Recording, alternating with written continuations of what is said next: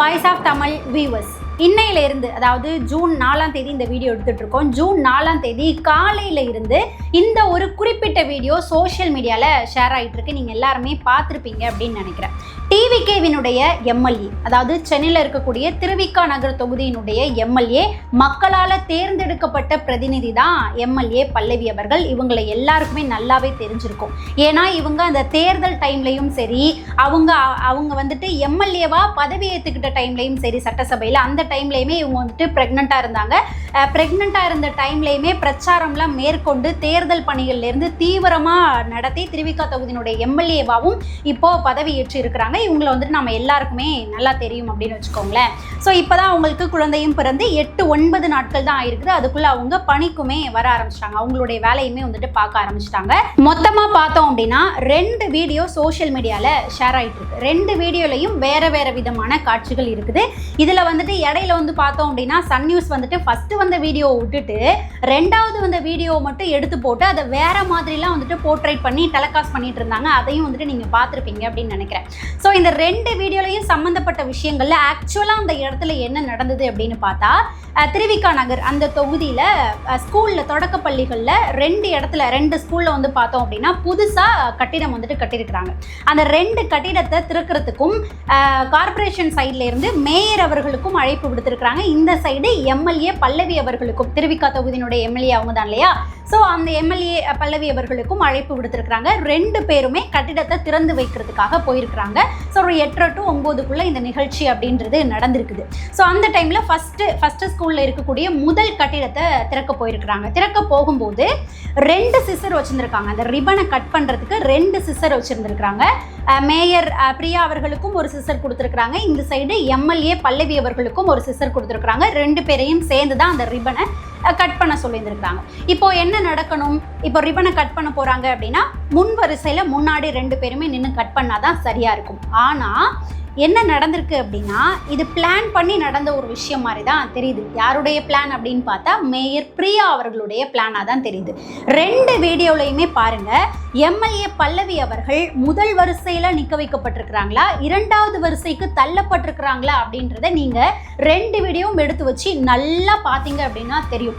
2 வீடியோலையுமே MLA பல்லவி அவர்கள் 2வது வரிசைக்கு தள்ளப்பட்டிருப்பாங்க. அதாவது மேயர் பிரியா அவர்கள் முதல் வரிசையில் முன்னாடி நின்றுக்கிட்டு, அதுக்கப்புறம் ஐஏஎஸ் ஆஃபீஸர், அதுக்கப்புறம் ஜெனரல் ஆஃபீஸர் எல்லாம் அவங்களுக்கு சம்மந்தப்பட்ட ஆட்கள் எல்லாம் வந்துட்டு முன்னாடி அவங்களாவே கூப்பிட்டு வந்துட்டு நிற்க வச்சுக்குவாங்க முன்னாடி. அதுக்கு பின்னாடி தான் எம்எல்ஏ பல்லவி அவர்கள் வந்துட்டு நிற்க வச்சுருப்பாங்க. ஸோ ஃபஸ்ட்டு முறை அவங்க அந்த கட்டிடத்தை திறக்கும் போது 2 பேர் கையிலையுமே சிசர் கொடுத்து வெட்ட சொல்லும்போது, ரிப்பனை வெட்ட சொல்லும்போது என்ன நடந்திருக்கணும்? அவங்க பின்னாடியிலேருந்தே கையை நீட்டி தான் அந்த ரிப்பனை வந்துட்டு கட் பண்ணுவாங்க. நீங்கள் ஃபஸ்ட்டு வீடியோவில் பார்த்தீங்கன்னா நல்லாவே வந்துட்டு உங்களுக்கு தெரியும். ஸோ மேயர் பிரியா அவர்களும் சிசர் வைக்கிறாங்க, பின்னாடியிலேருந்து கையை எட்டி சிசர் வைக்கிறாங்க. 2 பேரும் ஒரே நேரத்தில் தான் வெட்டுறதுக்கு வந்துட்டு வச்சுருப்பாங்க. அப்போது நம்மளுடைய எம்எல்ஏ பல்லவி அவர்களுடைய சிசர் வந்துட்டு ஃபஸ்ட்டு வந்து கட் ஆயிரும். இதை வந்துட்டு என்ன சொல்லிட்டு இருக்கிறாங்கன்னா, முதல்ல எம்எல்ஏ பல்லவி அவர்கள் தான் வந்துட்டு அவங்க கட் பண்ண இருந்த ரிப்பனை இவங்க போய் கட் பண்ணி விட்டாங்க அப்படின்ற மாதிரிலாம் வேற மாதிரி சன் நியூஸ்லலாம் நியூஸ் வந்து திருச்சி போட்டுட்டு இருக்கிறாங்க அப்படின்னு வச்சுக்கோங்களேன்.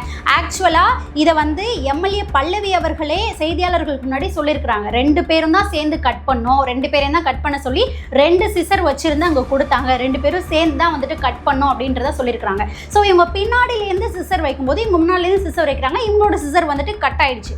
ஸோ இது வரைக்கும் ஒன்றும் இல்லை, அப்படியே எல்லாருமே வந்துட்டு உள்ளே போயிட்டாங்க. இதை கூட அவங்க பெருசாக எடுத்துக்கல. பின்னாடி தள்ளியிருக்கிறாங்க, முன்னாடியும் அவங்களுக்கு வரவிடலை. இதை வந்து அவங்க பெருசாக எடுத்துக்கல, உள்ளே வந்துட்டு போயாச்சு. போயிட்டு அடுத்து வந்துட்டு குத்து விளக்கு ஏற்றக்கூடிய அந்த நிகழ்வு வந்துட்டு நடக்குது.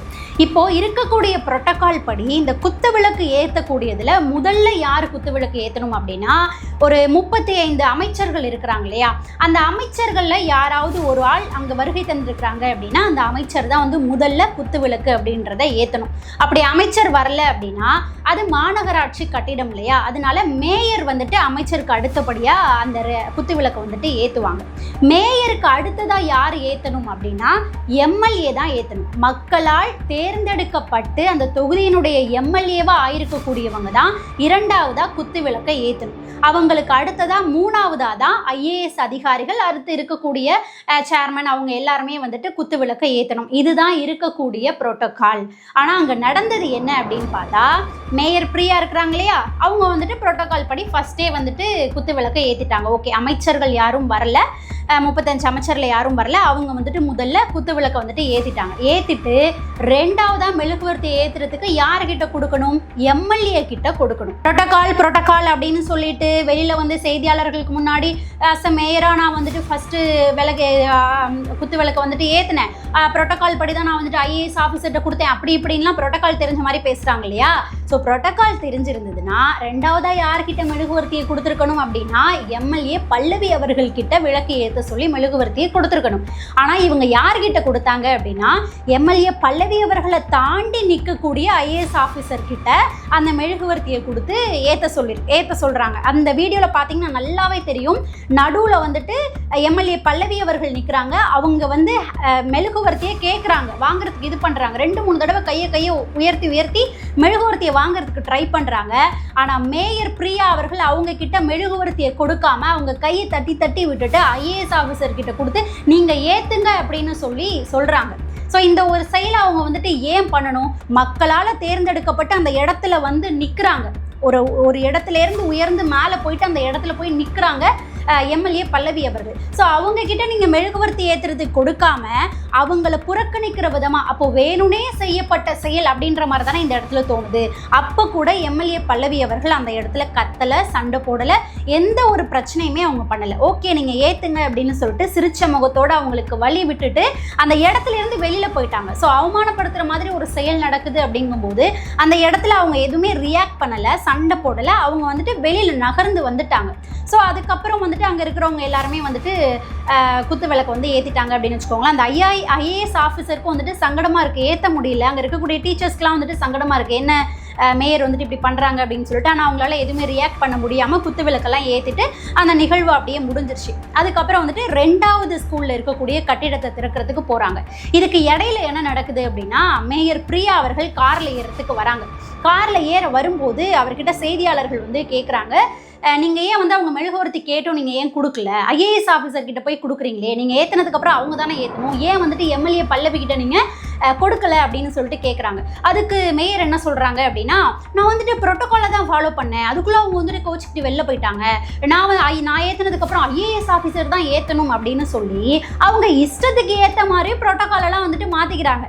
ஏன்னா நேற்று கூட பார்த்தீங்க அப்படின்னா டிஎம்கேவினுடைய துணை பொதுச் செயலாளர் இருக்கக்கூடிய ராசா அவர்கள் ஒரு பேட்டி கொடுத்திருந்தார் தெரியுமா? அந்த பேட்டியில கூட ராசா அவர்கள் பெருசா ஒரு உருட்டை வந்துட்டு உருட்டி வச்சிருந்தாரு. என்னன்னா, அரசியல் சாசனத்தால திருத்தப்பட்ட இடபிள்யூஎஸ் வந்துட்டு நாங்கள் வந்துட்டு ஏத்துக்கவே இல்லை, தமிழகத்தில் வந்துட்டு ஏத்துக்கவே இல்லை, அதை வந்துட்டு ஏத்துக்கலை அப்படின்னாலே ஆட்சி களையிற அளவுக்கு பெருசா வந்துட்டு அந்த விஷயம் போகணும்.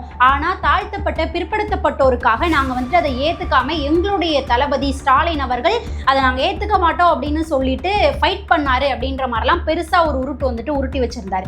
இந்த இடபிள்யூஎஸ் அரசியல் சாசனத்தால் திருத்தப்பட்டது அப்படின்றது வந்துட்டு சென்ட்ரல் கவர்மெண்ட்டுக்கு, அது வந்துட்டு ஸ்டேட் கவர்மெண்ட்டுக்கு வந்து ஆப்ஷனல் தான். அதை நாம ஏற்றுக்காமலும் இருக்கலாம். அது வந்து ஸ்டேட் கவர்மெண்ட்டுக்கு ஆப்ஷனல் தான், ஓகேவா?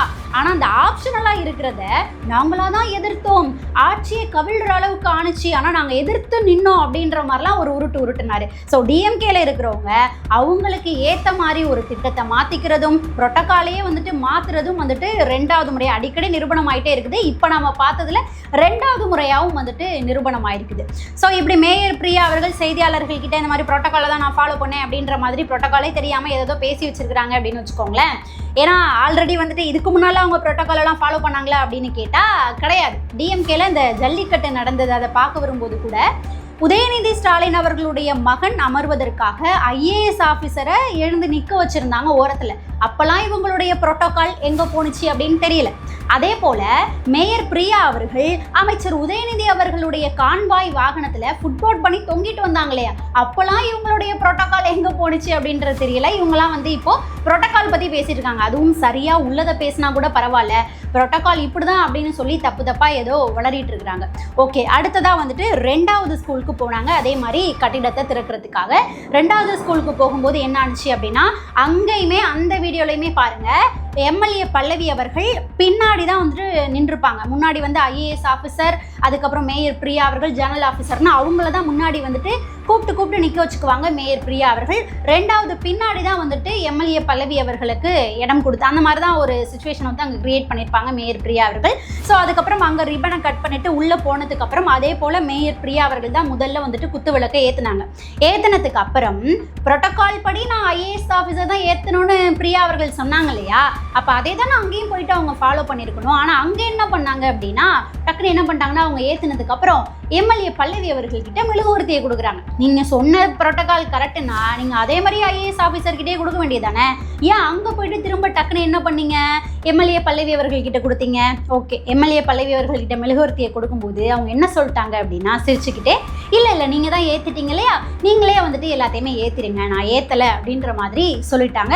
அதுக்கப்புறம் 2-3 தடவை இல்லை பரவாயில்ல ஏற்றுங்க அப்படின்ற மாதிரி மேயர் பிரியா அவர்கள் சொல்ல, இல்லை நான் ஏற்றலை நீங்கள் ஏற்றுங்க அப்படின்ற மாதிரி சொல்லிட்டாங்க. அதுக்கப்புறம் IAS ஆஃபீஸர் இவங்க எல்லாருமே ஏற்றிட்டு வந்துட்டாங்க. ஓகேவா, இதுதான் வந்துட்டு நடந்தது. இதில் கடைசியாக இப்போது பார்த்தோம் அப்படின்னா, எம்எல்ஏ பல்லவி அவர்கள் ஒரு செய்தியாளர்கள் சந்திப்பு கொடுத்துருக்குறாங்க. ப்ரெஸ்லாம் போயிட்டு அவங்க கிட்ட கேள்வி கேட்குறாங்க, என்னதான் நடந்தது அப்படின்னு சொல்லிட்டு கேள்வி கேட்கும்போது எம்எல்ஏ பல்லவி அவர்கள் என்ன சொல்கிறாங்க அப்படின்னா, ஆக்சுவலாக எனக்கு இப்போ தான் குழந்தை பிறந்து 7-8 நாள் தான் ஆகுது, டாக்டர் வந்துட்டு ரெஸ்ட் எடுக்க சொல்லியிருந்தாங்க, இருந்தாலும் ஃபஸ்ட்டு நிகழ்வு ஸ்கூல் ஓப்பன் பண்ணுறாங்க, அதுக்கு கூப்பிடுறாங்க அப்படின்றதுக்காக நான் போய் நிற்கணும் அப்படின்றதுக்காக நான் போனேன். இதில் முக்கியமான விஷயம் என்ன அப்படின்னா, என்னையும் கூப்பிட்டுருக்குறாங்க, மேயர் பிரியா அவர்களையும் கூப்பிட்டுருக்குறாங்க. ஆனால் மேயர் பிரியா அவர்கள் வரதாவே இல்லை, வரலன்னு தான் சொல்லியிருந்துருக்குறாங்க. ஆனால் கடைசி நேரத்தில் நான் வரேன் அப்படின்றது தெரிஞ்சோன்னே மேயர் பிரியா அவர்கள் நானும் வரேன் அப்படின்னு சொல்லி கிளம்பி வந்திருக்கிறாங்க. கண்டிப்பாக அவங்க வேணும்னே இன்சல்ட் பண்ணணும், என்னை இன்சல்ட் பண்ணணும், என்னை புறக்கணிக்கணும் அப்படின்ற மோட்டிவ்ல தான் அங்கே எல்லா செயலையுமே வந்துட்டு செஞ்சாங்க. அவங்க வேணும்னே தான் என்கிட்ட மெழுகுவர்த்தியை கொடுக்கல. ஸோ வந்ததுலேருந்தே என்னை வந்து புறக்கணிச்சுக்கிட்டே இருந்தாங்க, என்னை இன்சல்ட் பண்ணணும் அப்படின்ற மோட்டிவ்ல தான் அங்கே மேயர் பிரியா அவர்கள் செயல்பட்டாங்க அப்படின்றத அங்கே இருந்து ஃபீல் பண்ணவங்களுக்கு தான் தெரியும். ஓகேவா, நம்ம வீடியோ பார்த்து இது அப்படி அது இப்படி அப்படின்ற மாதிரி நம்ம பேசலாம், ஆனால் அங்கே இருந்து ஃபீல் பண்ணவங்களுக்கு தெரியும். ஸோ எம்எல்ஏ பல்லவி அவர்களே இந்த வார்த்தைகளை வந்துட்டு பதிவு பண்ணியிருக்கிறாங்க. அப்புறம் கடைசியாக பார்த்தோம் அப்படின்னா, இந்த ஒரு சில வார்த்தைகளை மேயர் பிரியா அவர்கள் சொல்லியிருப்பாங்க. அதில் தான் இவங்க ரொம்ப சிறப்பு அப்படின்ற மாதிரி தோண வச்சுது.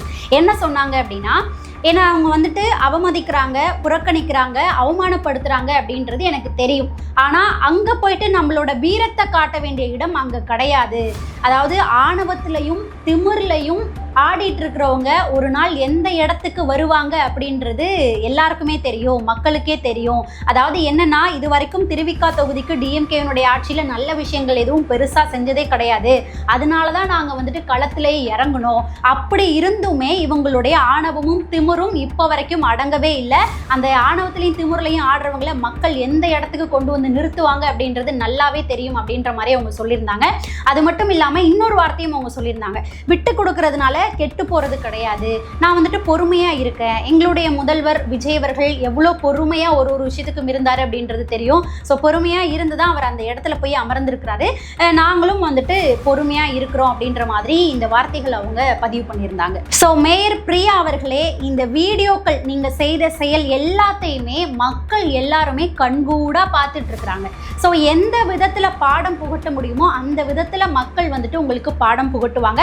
இப்போ சட்டமன்ற தேர்தலையே மக்கள் வந்துட்டு பாடம் புகட்டிட்டாங்க. அப்படியும் சில விஷயங்களை நீங்கள் கைவிடாமல் கண்டினியூ பண்ணிகிட்டே இருக்கிறீங்க. டிஎம்கே தான் சொல்கிறேன், கண்டினியூ பண்ணிகிட்டே இருக்கிறாங்க. இப்போ அடுத்து வருகின்ற உள்ளாட்சி தேர்தலையும் மக்கள் சரியான பாடத்தை உங்களுக்கு புகட்டுவாங்க அப்படின்றது தான் இந்த இடத்துல நாம் பதிவு பண்ணக்கூடியது. அடுத்ததாக 2வது மிக முக்கியமான விஷயத்துக்குள்ளே வரலாம். என்னன்னா, சென்னையில் இருக்கக்கூடிய தலைமை மின்வாரிய அலுவலகத்தில் இருந்து 18 ஹார்ட் டிஸ்க்குகள் காணாமல் போயிருக்கு. இந்த காணாமல் போன 18 ஹார்ட் டிஸ்கில் கொள்முதல் சார்ந்தது, அதாவது நிலக்கரி கொள்முதல் சார்ந்த ஹார்ட் டிஸ்க்கு, அந்த டேட்டாஸ் இருக்கக்கூடிய ஹார்ட் டிஸ்க் காணாமல் போயிருக்கு. அதுக்கப்புறம் ஒயர் இந்த மாதிரிலாம் கொள்முதல் பண்ணுவாங்க இல்லையா, ஸோ அந்த அதெல்லாம் எவ்வளோ வாங்கணும், என்னென்னலாம் வரணும், இது வரைக்கும் எவ்வளோலாம் வாங்கியிருக்கிறாங்க பண்ணியிருக்கிறாங்க அப்படின்றது சார்ந்த விஷயங்கள் அடங்கிய ஹார்ட் டிஸ்க்குமே வந்துட்டு காணாமல் போயிருக்கு. இது கூட மெயினான ஒரு சில ஹார்ட் டிஸ்க்குகளும் காணாமல் போயிருக்கு. அதில் என்ன இருந்திருக்கு அப்படின்னு பார்த்தா, இது வரைக்கும் கடந்த ஆட்சியிலலாம் யார் யாருக்கெல்லாம் டெண்டர் கொடுத்தாங்க, அது எவ்வளோக்கு கொடுத்தாங்க, அதை வச்சு என்ன மாதிரியான டெண்டர் முறைகேடுகள்லாம் நடந்திருக்கு அப்படின்னு இந்த டேட்டாஸ் எல்லாமே அடங்கிய ஹார்ட் டிஸ்க்கும் சேர்ந்து காணாமல் போயிருக்கு. இந்த இடத்துல தான் நாம் இன்னொரு விஷயத்தையுமே வந்துட்டு நோட் பண்ணணும். கடந்த ஆட்சியில மின்வாரியத்துறை அமைச்சராக இருந்தவர் யாரு? செந்தில் பாலாஜி அவர்கள். அவர் அந்த துறையில இருந்த காலகட்டத்தில் தான், அதாவது கடந்த ஆட்சியில டிஎம்கே ஆட்சியில தான் டிரான்ஸ்ஃபார்ம்ல மட்டும் 400 கோடி ஊழல் நடந்திருக்கு அப்படின்னு சொல்லி டிவிகே அரசு குற்றச்சாட்டை எடுத்து வச்சு நாங்கள் எல்லா ப்ரூஃபோடையுமே சிபிஐ கிட்ட வந்துட்டு நாங்கள் ஒப்படைக்க போகிறோம், கடுமையான நடவடிக்கை எடுக்கப்படும் அவர் மேலே அப்படின்ற விஷயங்களை இப்போ மின்வாரியத்துறை அமைச்சராக இருக்கக்கூடிய நிர்மல்குமார் அவர்களே செய்தியாளர்கள் சந்திப்பிலேயே வெளிப்படையாக பேசியிருந்தார். அப்படி பேசிட்டு இருக்கக்கூடிய டைம்ல இந்த டெண்டர் முறைகேடு இது சார்ந்த விஷயங்கள் டேட்டாஸ் அடங்கிய ஹார்ட் டிஸ்க் காணாமல் போகுது அப்படின்னா இதுக்கு பின்னாடி யார் இருக்கா அப்படின்ற ஒரு சந்தேகமும் எழுது இல்லையா? இதுல இன்னொரு முக்கியமான விஷயத்தை நோட் பண்ணி பாருங்களேன். சென்னையில மிக மிக முக்கியமா அரசு சார்ந்து இருக்கக்கூடிய இடங்கள்ல மிக மிக முக்கியமான இடங்கள்ல ஒன்னா இருக்கக்கூடியது தான் இந்த மின்வாரிய தலைமை அலுவலகம். இந்த அலுவலகத்துக்குள்ள வெளியாட்கள் அவ்வளோ ஈஸியா உள்ள போயிட்டு ஹார்ட் டிஸ்க் எல்லாம் வந்துட்டு திருடிட்டு வர முடியாது. அப்போ இந்த மின்வாரிய தலைமை அலுவலகத்துல வேலை பார்த்துட்டு இருக்கக்கூடிய அதிகாரிகளோட உதவியோட தான் இந்த ஹார்ட் டிஸ்க் வந்து திருடு போயிருக்கு அப்படின்ற ஒரு குற்றச்சாட்டும் வைக்கப்படுது. இதுல இன்னொரு முக்கியமான விஷயம் என்ன அப்படின்னு பார்த்தோம்னா, இந்த குற்றச்சாட்டும் இப்போ வச்சிருக்கிறாங்க. கடந்த 5 ஆண்டுல இவ்வளவு முக்கியமான இடத்துல சிசிடிவி கேமராக்கள் சரியா பொருத்தப்படல, சிசிடிவி கேமராக்களே சரியாங்க வைக்கப்படல, அது ஏன் அப்படின்ற ஒரு குற்றச்சாட்டும் எழுந்திருக்குது. இப்போ இந்த விவகாரம் தொடர்பா, அதாவது ஹார்ட் டிஸ்க் வந்துட்டு திருடு போன விவகாரம் தொடர்பா கோபிநாத் அப்படின்ற ஒரு நபரை வந்துட்டு கைது பண்ணியிருக்கிறாங்க. இந்த கோபிநாத் அப்படின்ற நபர் யாரு அப்படின்னா, இந்த மின்வாரிய தலைமை அலுவலகத்துல தற்காலிக ஊழியரா வேலை பார்த்தவர் தான் இந்த கோபிநாத் அப்படின்றவர்.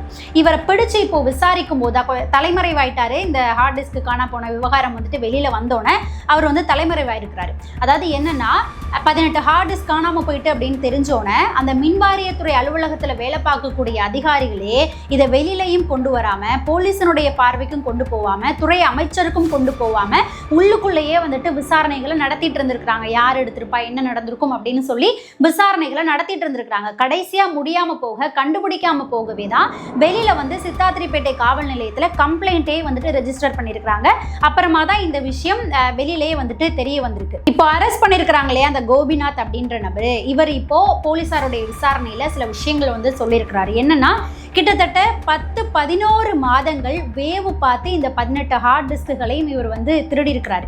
அதாவது எங்களுடைய தரப்புலேருந்து கெஸ் பண்ணுறது என்னன்னா, அந்த முறைகேடுகள் சார்ந்த விஷயங்கள் எதுவும் வெளியில் வரக்கூடாது அப்படின்றதுக்காக அந்த டெண்டர் சார்ந்த டேட்டாஸ் இருக்கக்கூடிய ஹார்ட் டிஸ்க்குகள் திருடப்பட்டிருக்கு. ஓகேவா? அப்போ அதை மட்டும் திருடுனா மாட்டிப்போம் அப்படின்ற ரீசன்னால நார்மலாக இந்த நிலக்கரி கொள்முதல் சார்ந்தது என்னென்ன பொருட்கள் வாங்கணும் அப்படின்னு சொல்லி அந்த டேட்டாஸ்லாம் வச்சுருப்பாங்க இல்லையா, அந்த ஹார்ட் டிஸ்கையும் சேர்த்து எடுத்துகிட்டு போயிருக்கிறாங்க அப்படின்ற மாதிரி தான் இந்த விஷயம் வந்து பார்க்கப்படுது. இதில் இப்போ அரெஸ்ட் செய்யப்பட்டிருக்கிற கோபிநாத் இன்னொரு விஷயத்தையும் சொல்லியிருக்கிறாரு. என்னன்னா, எனக்கு வந்து பணம் தரேன்னு சொன்னாங்க, அதுக்காக தான் நான் வந்துட்டு திருடுனேன் அப்படின்ற ஒரு வார்த்தையை வந்துட்டு இப்போ போலீஸ்கிட்ட எடுத்து வச்சதா தகவல் வந்துட்டு வெளியாயிருக்குது, சொல்லப்படுது. ஸோ அப்போது பணத்துக்காக இவர் எடுத்தார்னா அந்த பணத்தை கொடுத்து இந்த ஹார்ட் டிஸ்கெல்லாம் திருட சொன்னது யாரு அப்படின்ற ஒரு கேள்வி வருது இல்லையா? ஸோ இது சார்ந்த விசாரணைகளையும் இப்போ போலீசார் நடத்திட்டு இருக்கிறாங்க. இப்போ நம்மளுடைய மின்வாரியத்துறை அமைச்சராக இருக்கக்கூடிய நிர்மல்குமார் அவர்கள் செய்தியாளர்கள் சந்திப்பு கொடுத்திருக்கிறாரு. அப்போ செய்தியாளர்கள் இந்த ஒரு கேள்வியும் எடுத்து வைக்கிறாங்க. என்னன்னா, இதுக்கு முன்னாடி நடந்த ஆட்சியில மின்வாரியத்துறை அமைச்சராக இருந்த செந்தில் பாலாஜி அவர்கள் மேல உங்களுக்கு ஏதாவது சந்தேகம் இருக்கா அப்படின்ற கேள்வியும் எடுத்து வைக்கிறாங்க. அப்போ நிர்மல்குமார் அவர்கள் என்ன பதில் சொல்றாங்கன்னா, தனிப்பட்ட முறையில் இவங்க மேலே சந்தேகம் இருக்குது அப்படின்னு விசாரணை போயிட்டு இருக்கக்கூடிய டைமில் நான் வந்து சொல்ல முடியாது. ஆனால் இதை யார் பண்ணாங்களோ, எந்த நபர் பண்ணாங்களோ, எந்த மோட்டிவ்காக இந்த ஹார்ட் டிஸ்கெல்லாம் திருட சொன்னாங்களோ அது எல்லாமே சீக்கிரமே வந்துட்டு கண்டுபிடிக்கப்படும். அவங்க மேலே உரிய நடவடிக்கை கண்டிப்பாக எடுக்கப்படும் அப்படின்னு சொல்லியிருக்கிறாரு. அது மட்டும் இல்லாமல் கடந்த மின்வாரியத்துறை அவங்களுடைய கடந்த ஆட்சியில் தான் வந்துட்டு டிரான்ஸ்ஃபார்ம் ரிலேட்டடாக 400 கோடி ஊழல் வந்து நடந்திருக்கு இல்லையா, அது சார்ந்த ஆவணங்கள் ஊழல் நடந்திருக்கு அப்படின்றதுக்கான ப்ரூஃப் எல்லாத்தையுமே வந்துட்டு நாங்கள் சிபிஐ கிட்ட ஏற்கனவே ஒப்படைச்சிட்டோம் அப்படின்ற தகவலையும் செய்தியாளர்கள் முன்னாடி நிர்மல்குமார் அவர்கள் சொல்லியிருக்கிறாரு. ஸோ போலீஸாரும் விசாரணையில் இறங்கியிருக்கிறாங்க. யார் திருட சொல்லியிருப்பா, என்ன நடந்திருக்கும் அப்படின்ற உண்மைகள் கூடிய சீக்கிரத்தில் வெளியில் வரும் அப்படின்ற மாதிரி நம்பலாம். என்ன நடக்குது நம்ம வெயிட் பண்ணி பார்ப்போம். இதுக்கு இடையில என்ன அப்படின்னா, இந்த சைடு செந்தில் பாலாஜி அவர்களும் வந்து உட்காந்து ப்ரெஸ் மீட் கொடுக்குறாரு. அவர் என்ன சொல்லியிருக்கிறாரு அப்படின்னா, ஏதோ ஹார்ட் டிஸ்க்லாம் வந்துட்டு காணாமல் போயிருக்கான், அப்போ நீங்கள் தான் அந்த துறை சார்ந்த அமைச்சர் தான் வந்துட்டு என்ன எங்கே தப்பு நடந்திருக்கு அப்படின்னு சொல்லிட்டு தேடி கண்டுபிடிக்கணும். உங்கள் துறையில் தானே நடந்திருக்கு, அப்போ நீங்கள் தான் வந்துட்டு எந்த டிபார்ட்மெண்ட்டில் இது காணாமல் போயிருக்கு, யார் என்ன பண்ணியிருப்பா அப்படின்றது சார்ந்து நீங்கள் தான் வந்து கண்டுபிடிக்கணும். அதை விட்டுட்டு நானும் 2-3 பேட்டியில் பார்க்குறேன், இப்போ மின்வாரியத்துறை அமைச்சராக இருக்கக்கூடிய நிர்மல்குமார் அவர்கள் இதையே வந்து சொல்லிட்டு இருக்கிறாரு. நாங்கள் வந்துட்டு சீரமைக்க போகிறோம், இந்த துறையை வந்துட்டு சீரமைக்கணும் அப்படி இப்படின்லாம் வந்துட்டு சொல்லிட்டு இருக்கிறாரு. அதாவது வந்து டெண்டர் வந்து எப்படி ஒருத்தவங்களுக்கு வந்து கொடுக்கப்படும், எவ்வளோ ஆராய்ச்சிகள் நடக்கும், ஒரு டீம் வந்து சரிபார்த்ததுக்கு அப்புறம் தான் இன்னொரு டீமுக்கு போகும், அதில் தப்பு இருந்தாலோ அதிகமான விலை போட்டு டெண்டர் கேட்டிருக்கிறாங்க அப்படின்னாலோ அது வந்துட்டு ரிஜெக்ட் ஆகிடும். ஸோ அங்கேயே ரிஜெக்ட் ஆகிடும். இது டெண்டர் கொடுக்கறதுலாம் வந்துட்டு முறைகேடுகளே வந்துட்டு நடக்காது, அதில் தவறுகளே வந்து நடக்காது. அதை ஆராயறதுக்கெலாம் எதுக்கு வந்துட்டு நீங்கள் டீம் போடுறீங்க, உள்ள வேலையை போயிட்டு பாருங்க அப்படின்ற மாதிரிலாம் செந்தில் பாலாஜி அவர்கள் வந்து ப்ரெஸ் மீட் கொடுத்துட்டு இருக்கிறாரு. அவர் ப்ரெஸ் மீட் கொடுக்கறதுக்கு கீழே நான் சொல்லலை, மக்களே வந்து கமெண்ட் செக்ஷனில் கமெண்ட் பண்ணுறாங்க. என்ன பண்ணுறாங்க அப்படின்னா, உங்களுக்கு ஏன் பதறுது, ஏன் பதட்டமாகறீங்க, அவங்க முறைகேடு நடந்திருக்கா என்னன்னு ஆய்வு நடத்துறதுல உங்களுக்கு ஏன் பதறுது அப்படின்ற மாதிரி கேள்வியை கேட்குறாங்க. எனவே விசாரணைகள் நடந்துட்டு இருக்குது. இந்த ஹார்ட் டிஸ்க் திருடப்பட்டதுக்கு பின்னாடி யார் இருக்கா, என்ன நடந்தது அப்படின்ற உண்மைகள் கூடிய சீக்கிரத்தை வெளியில வரும். நாம வெயிட் பண்ணி பார்க்கலாம். அடுத்ததா பார்த்தோம் அப்படின்னா, டெல்லியில ஜூன் 8ஆம் தேதி இந்தியா கூட்டணி அதில் இருக்கக்கூடிய கட்சிகள் எல்லாருமே சேர்ந்து ஆலோசனை கூட்டம் அப்படின்றது நடத்துறாங்க. அதாவது காங்கிரஸ் கூட்டணி அவங்க எல்லாருமே ஆலோசனை கூட்டம் அப்படின்றத நடத்துறாங்க. இப்போ திமுக தான் அந்த கூட்டணியிலே கிடையாது இல்லையா, காங்கிரஸ் வந்து டிவிகேல போயிட்டாங்க இல்லையா. ஆனால் இது இன்னும் அஃபிஷியலாக வந்துட்டு எதுவுமே சொல்லலை, இவங்களும் சொல்லிக்கல, காங்கிரஸுமே வந்துட்டு சொல்லிக்கல. டிவிகேக்கு போயிட்டு ஆதரவு கொடுத்து அங்கே சேர்ந்துட்டாங்க.